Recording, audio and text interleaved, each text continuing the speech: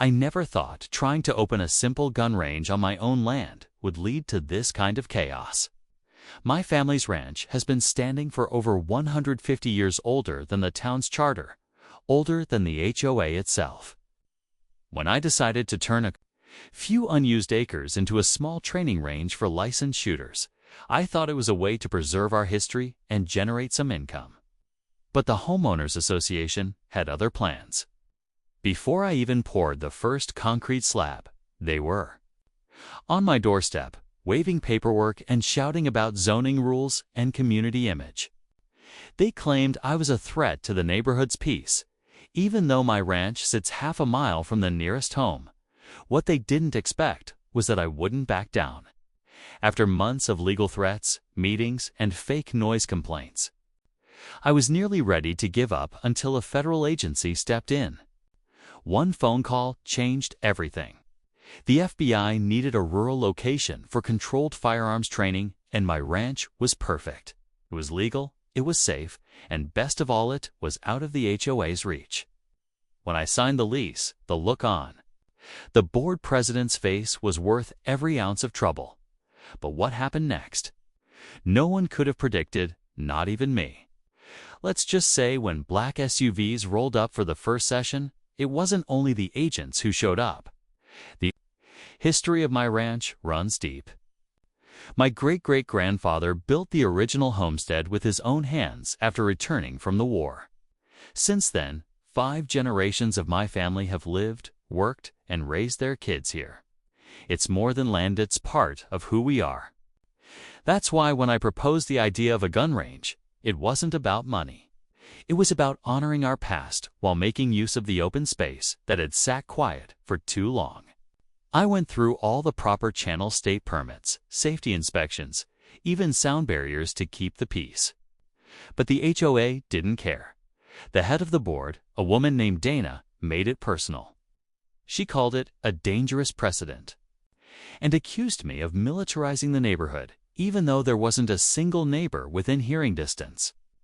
Every week, I'd find a new letter on my gate cease and desist orders, citations, and sometimes handwritten threats, hidden behind legal language. She even tried to get the sheriff involved, but he'd known my family for decades and wouldn't touch it.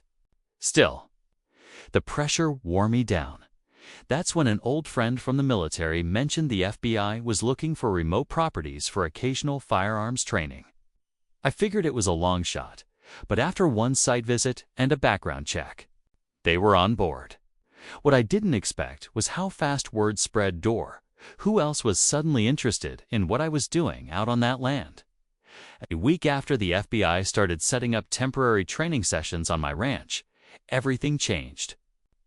Trucks rolled in with gear. Agents in plain clothes walked the land, and drone equipment buzzed over the hills. It wasn't loud or disruptive. They were respectful and professional, but that didn't stop Dana and the rest of the HOA board from losing their minds. I started getting emails demanding I disclose what kind of operations I was allowing on my property. One even accused me of turning the neighborhood into a government base. Neighbors who hadn't spoken to me in years were suddenly stopping by under the guise of checking in. But their eyes darted toward the fencing, trying to catch a glimpse of the activity. Some were supportive, curious, even impressed, but others whispered that I had crossed a line. My mailbox was vandalized twice, and a drone with no registration buzzed my house late one night before vanishing over the ridge at the same time. The FBI presence seemed to attract attention from outside the neighborhood. A couple of journalists showed up claiming to write a piece on rural law enforcement partnerships. I gave them nothing, but their questions made it clear the story had taken on a life of its own. And all the while, Dana was working behind the scenes petitioning the county, calling in lawyers, trying to prove I'd violated some obscure clause in HOA rules. But what she didn't know was that I had just uncovered something that changed the game completely. It was just after sunset. When the real pressure began, a letter arrived, not from the HOA this time, but from the county's zoning board. It stated I was in violation of agricultural land use regulations, and demanded I cease all non-agricultural training activities within 10 days or face steep daily fines. I knew instantly this wasn't just about noise or appearances. Any more, someone had pulled strings behind closed doors. I had built my life on this 150-year-old ranch, just like my father and grandfather before me. Now, some power-hungry board was trying to erase that legacy because they didn't like who I allowed on my land. Meanwhile, FBI vehicles were still coming in, agents checking the perimeter more cautiously now. One of them, a senior agent named Wallace, pulled me aside and asked if I had noticed any recent surveillance or drone interference. That's when I told him about the unmarked drone from earlier that week. He nodded, face tight. You might be dealing with more than just nosy neighbors, he said. The tension at home was rising too. My wife tried to stay calm, but when she found a threatening note on our porch, her patience snapped. Cameras went up around the property. We started logging every car that passed the gate. I knew a confrontation was coming, whether legal, physical, or both. But I didn't expect the next part. That night, while reviewing security footage, I saw something out by the west fence line. A shadowy figure standing completely still. Watching, I froze when I saw the figure on the footage. It wasn't just someone wandering near the fence, it was deliberate. They weren't moving, just staring straight at the security camera like they knew exactly where it was. When I rewound and zoomed in, the image was grainy, but what stood out was the patch on their jacket. It looked like it belonged to private security, not local law enforcement. I hadn't hired any private team, and the FBI certainly hadn't either. The next morning, Agent Wallace showed up again, earlier than usual, his face tight with concern. Before I even brought up the footage, he asked, "Have you had contact with any third-party contractors in the last week?" When I told him about the figure, his eyes narrowed. "We've been tracking a rogue private surveillance group hired by someone with deep pockets. If they're this close, it means you've hit a nerve." Now, I wasn't just dealing with the HOA's legal tricks or zoning boards. I had someone with serious resources watching my every move. My neighbors had started acting oddly too. Couple who used to wave every morning suddenly turned cold. Another mysteriously put their home up for sale overnight. It was like a silent shift had happened in the community. And I wasn't sure who to trust anymore. That night, I heard a thud near the barn. When I rushed outside with a flashlight, something metal glinted in the dirt, half buried. It was a pew. It was a listening device, blinking.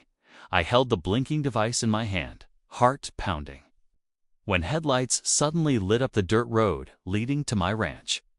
A caravan of black SUVs rolled in, silent but certain, stopping just outside the gate. Before I could react, Agent Wallace stepped out of the lead vehicle, followed by a team in tactical gear. "We've confirmed your suspicion," he said. "Your HOA's president isn't just enforcing petty rules. She's been selling access to private security firms for surveillance testing. Your land became a training ground without your consent." Everything made sense in that moment. The zoning blocks, the sudden neighborly cold shoulders, the pushback against the gun range. It wasn't about noise or safety, it was about control.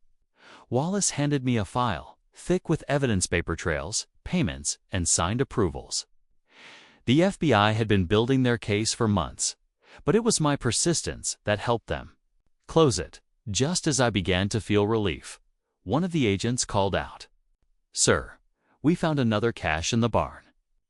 Inside, buried beneath hay and planks, were crates of advanced surveillance tech gear far beyond anything for neighborhood safety. Wallace looked stunned. "This goes deeper than we thought." The HOA board was arrested on federal charges that week. My property was cleared, and the training agreement with the FBI was finalized, legit and secure. But as I looked out over the land that night, a quiet unease lingered. Because if this had gone unnoticed for so long, what else had? As the dust settled and sirens echoed in the background, Maya stood still, breathing heavily. Officer Daniels walked over, his voice steady now. "You trusted your gut," he said. "You saved lives tonight." Maya nodded slowly, the weight of the night sinking in. The pieces had finally come together, the missing files, the strange surveillance, the old photo on the wall. It all led to that hidden room beneath the library where the truth had been. Locked away for years, in the hospital, Mr. Harland finally regained consciousness. His voice cracked, but his eyes held peace. "I kept the secret too long," he whispered. "But you brought light to it." Maya held his hand, tears slipping down her cheeks. The answers she had chased for years had found her in the most unexpected way. Back home, she finally reopened her mother's old journal. For the first time, the entries made sense. Her mother had known more than anyone guessed about the town, the corruption, and even Maya's role in exposing it someday. It wasn't just justice Maya found. It was closure. The townspeople gathered days later near the lake. They didn't speak much, but there was a shared silence, a new trust. The darkness that had haunted the place for decades had lifted.